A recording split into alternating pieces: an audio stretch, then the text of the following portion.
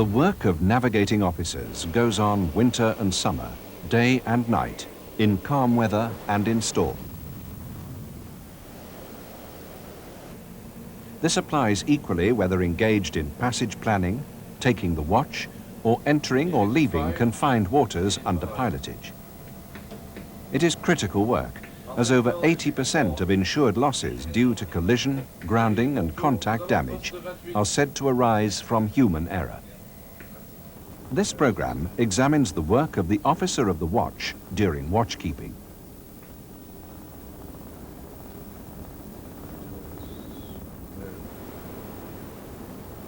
Any shipping casualty, whether it's by grounding, collision or fire, represents an enormous cost to the maritime community.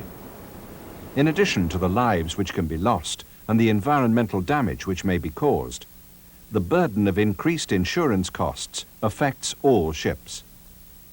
Yet, most shipping casualties are avoidable. Analysis of statistics shows that up to 80% of losses are due to human error, and that often means bridge watchkeeping error. Bridge watchkeeping is the most important activity on board a ship at sea. While on watch, the responsibility for the safety and security of the ship and all those on board falls squarely on the watchkeeping officer. This task requires good training, a high standard of skills, and effective time management.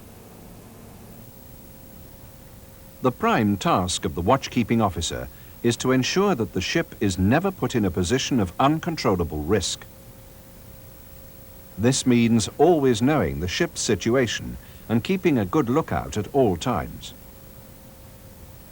The officer will need to divide his time between various activities, which include navigation, maintaining a radar watch, and a lookout.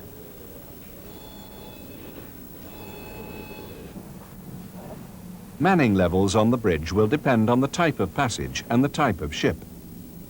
In busy coastal waters and in poor visibility, there will be a need for additional lookouts. The principle is that the requirements for safe navigation must come before all other operations on board. Every watchkeeper has known the moment when a routine watch has suddenly developed into a critical situation. To be able to respond effectively at that moment means having followed the correct procedures up until then. This starts by being fully prepared at the beginning of the voyage. Officers need to know the company's and the master's standing orders. They must also familiarize themselves with their ship. They need to know how to use the main engines and to understand the operational limitations of the ship's propulsion and steering systems.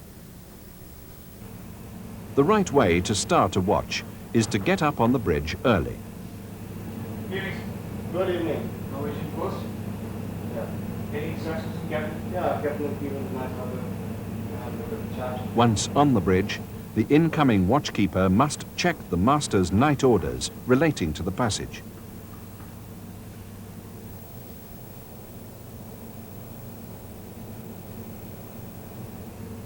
It is good practice to check the planned track for the entire watch. This will give an idea of what situations are likely to develop.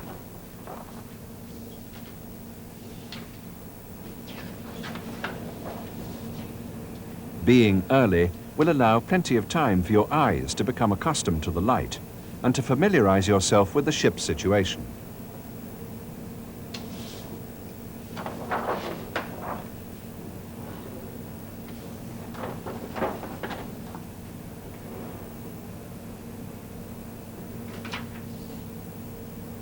Is any adverse weather forecast for the watch? During the handover, the officer needs to check that all the navigational equipment is functioning correctly.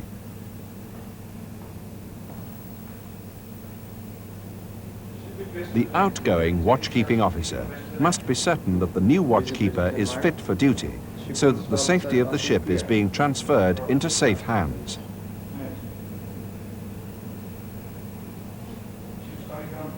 The new watchkeeper must not be under the influence of drink or drugs. More often, fatigue may be a concern.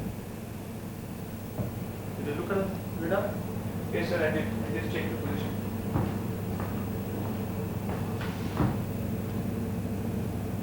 No, this is the clip. It's very If there is any doubt about an officer's ability to take his watch, then the master must be informed. Once you hear the ship, then you can come. You track it on the radar? Yeah, we are taking the ship. The new watchkeeper double checks the radar and ARPA settings and the navigational instruments. Okay. The handing over watchkeeper should give an assessment of the navigational situation, pointing out the systems being used, any faults or errors, indicating any traffic that could be a threat. The new watchkeeper is told whether the steering is set for manual or automatic, the course being steered, and compass error. He must confirm all these for himself. The gyro compass, its repeaters, and the magnetic compass are checked and compared. When both watchkeepers are satisfied that everything is as it should be, then the new watchkeeping officer takes charge. Watch handover must never take place during a maneuver or during a collision avoidance procedure. Normally, the outgoing watchkeeper will remain on the bridge to complete the log. The basis of keeping a safe watch is to maintain a good grasp of the ship's situation. This entails watching the surroundings as well as using the navigational instruments. You must keep an all-around lookout in both sound, vision, and by radar. When the watchkeeping officer is the only person on the bridge, keeping a good lookout is his first priority. If the workload on the officer grows to a point where he cannot keep an effective lookout, he must call for assistance in good time.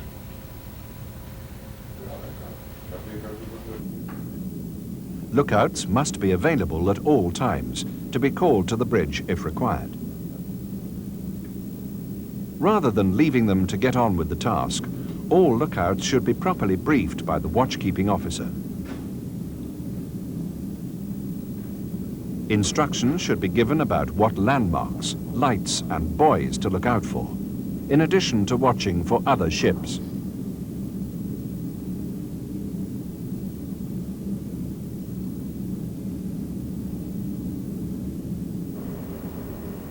A vital part of the watchkeeping officer's job is to listen out to the VHF for any signals or warnings and traffic messages.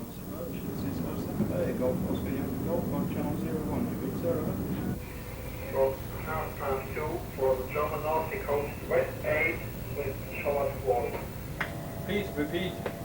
Bertha number 2828. He must be aware of the movements and the compass bearings of all approaching ships.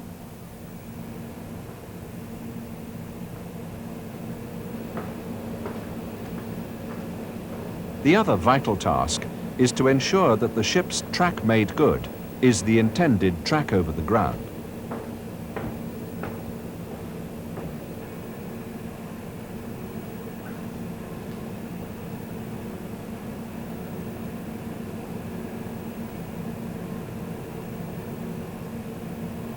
It's important to check that all steering alterations are put into effect and that they have the intended result.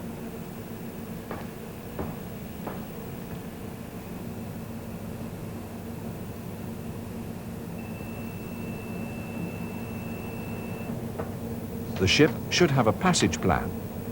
This will show the officer the track to navigate. It must also include information on the chart, with a notebook giving additional information. The passage plan should show safety margins in difficult passages, alter course positions, clearing bearings for obstacles, tidal streams, and so on. It should provide sufficient information so that he does not need to keep referring to manuals and pilot books on the passage. Lights, visual and radar landmarks should all have been noted and plotted.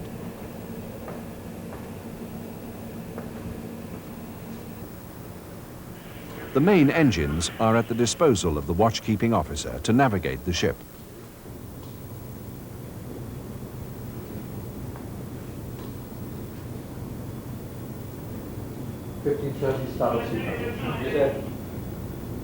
Watchkeeping officers need to manage their time, balancing time spent on the radar, at the chart, and looking at the surroundings, cross-checking and verifying the information from all three sources, ensuring that they see what is actually there. High on the list of priorities is the monitoring of other traffic.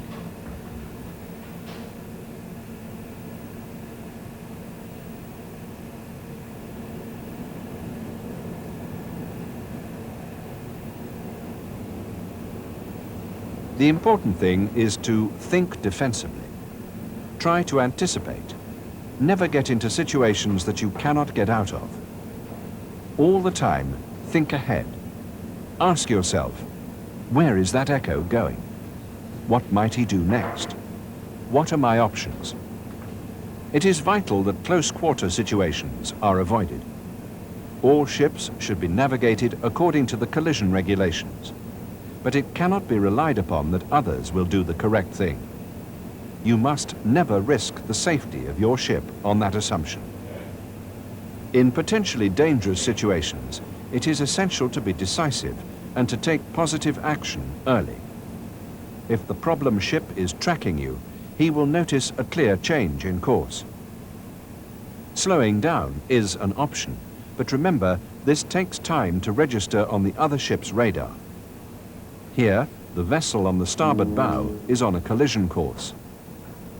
An alteration of course will solve the problem.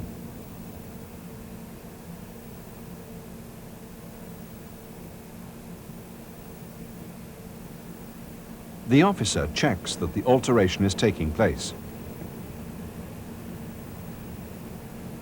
Here, the course alteration has had the desired effect, and there is no longer a risk of collision. This is confirmed visually. The changing bearing indicates that the danger is past. Whenever possible, make a visual check. Never rely entirely on electronics. Once the danger is past, the watchkeeping officer will bring the ship back onto the intended track.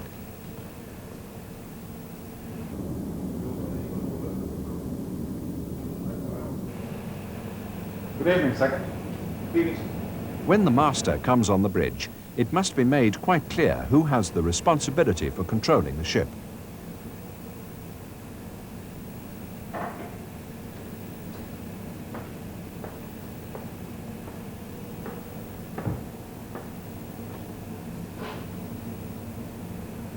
How do you experience on the set?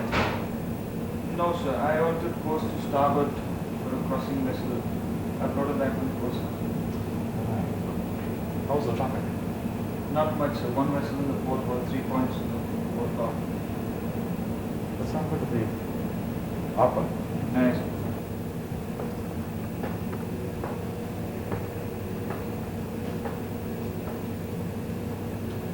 That's the vessel we're talking about. That's right. The watchkeeping officer will always maintain control of the ship unless specifically told otherwise by the master. Give me a call if you need something. Ah, yes.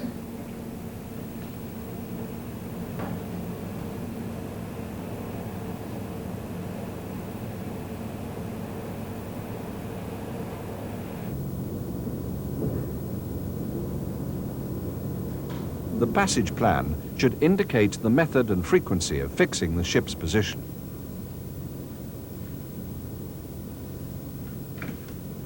Offshore, this might mean once every few hours.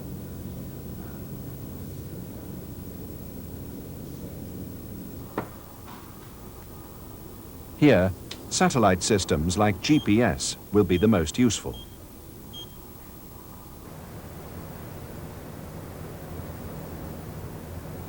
It's worth occasionally taking a sun or star sight by sextant. This will keep you in practice and will ensure that you're not entirely dependent on electronic aids to determine your position.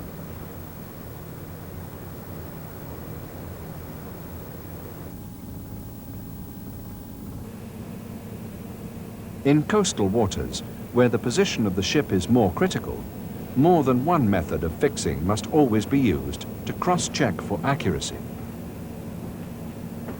In narrow waters, the frequency of fixing will need to be much greater too, once every 15 minutes or more often. There must be no risk of the ship getting into danger between fixes.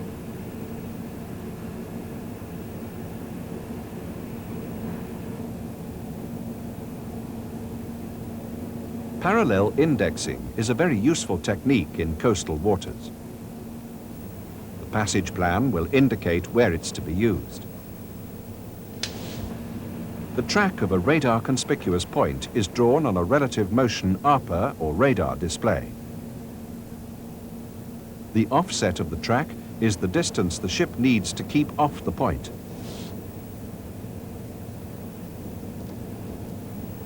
In poor visibility, parallel indexing can be extremely beneficial, and all watchkeeping officers need to be thoroughly familiar with it. Under no circumstances does this technique replace regular plotting of the ship's position.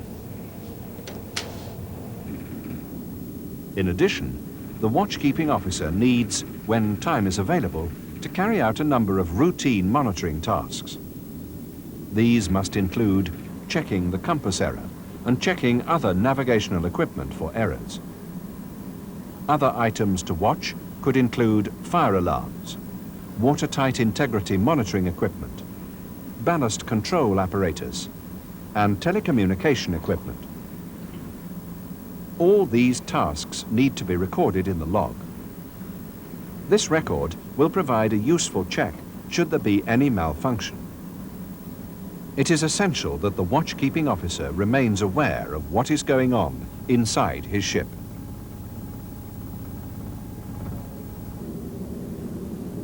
An important consideration is when to call the master. The safety of the ship is the master's responsibility, and the watchkeeping officer is discharging that responsibility only within the limits of the master's orders. Precise instructions for calling the master to the bridge must be set out in the standing orders. For example, call me if any ship is to pass with the closest point of approach of less than 1 mile. If the watchkeeping officer is in any doubt as to whether he should call the master, he must call him. The ship on the port bow is on a collision course. A potentially hazardous situation is developing. It is better to call the master too early rather than too late. That's the western the port bow. Okay. What was the last fix you had? The master makes a quick assessment of the situation and takes over control of the ship, making his intentions clear to the watchkeeping officer. Second, I'm taking over the watch from you now. Yes. 000. 000.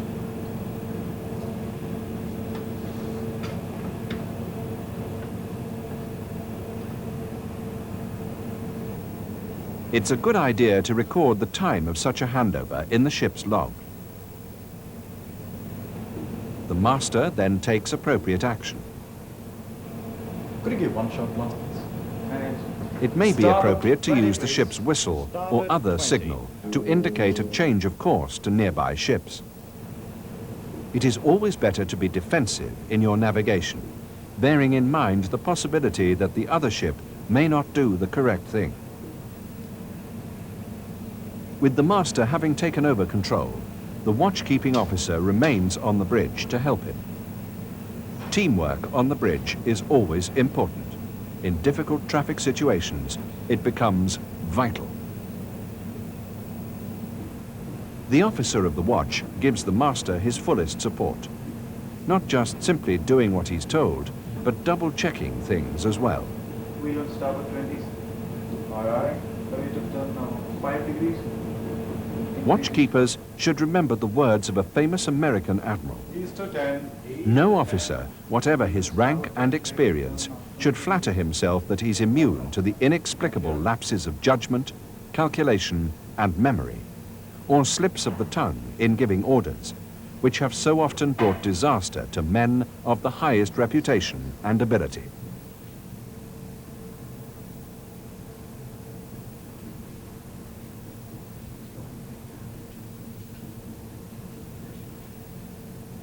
That was close, wasn't it? Very close. Funny, how come he didn't alter course versus to do so? Are you happy with the situation now? Yes, sir. Okay, you can take over the watch now. Yes, sir. And give me a call if there's any doubt. Yes, sir.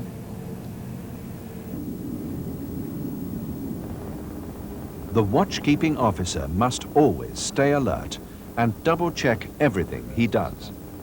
There is no more important task than watchkeeping. It involves the responsibility for the safety of the ship and everyone on board. The watchkeeping officer must always maintain an all-around lookout involving visual, radar, sound, and VHF. Know the ship's situation and how this relates to both fixed hazards and other ships in the vicinity. Ensure that the track made good is the intended track. Sir, could you Know please when come to up on call bridge, the master to to the west of bridge port bow, sheet and four then points, call and him sheet four, early. sheet not altering your course, sir. Routinely check the ship's navigational and other equipment. Based on good training and experience, each officer must learn how to manage his time on watch. There will be many demands on him, but he must always bear in mind that the safety of the ship comes before all else.